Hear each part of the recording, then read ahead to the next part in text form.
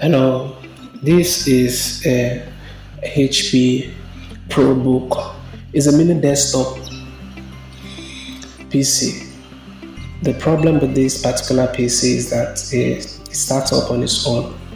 So when you plug the power switch, without you pressing the power button, the system starts up on its own, which is not what we want.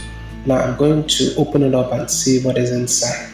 So for this particular model, the design is that there's a screw at the back, I will screw it and then this top cover comes out easily.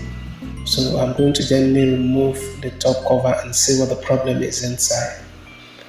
For this particular desktop pieces like this, if your PC begins to start up on its own without you pressing the power button, the problem is likely the CMOS battery.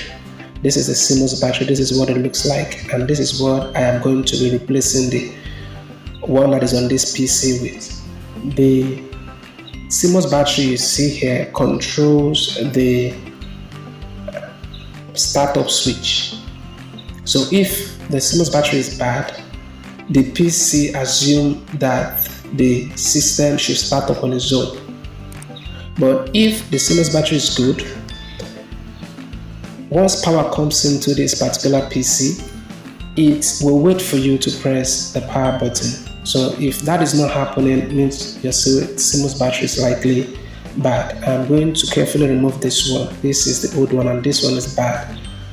Okay, then I'm going to fix another one inside of this. It has to face the same direction that the other one is facing because it has polarity. There's positive and negative, so you don't want to change that polarity and then it will affect the motherboard. So you have to be very careful. Make sure you're using the same polarity for it.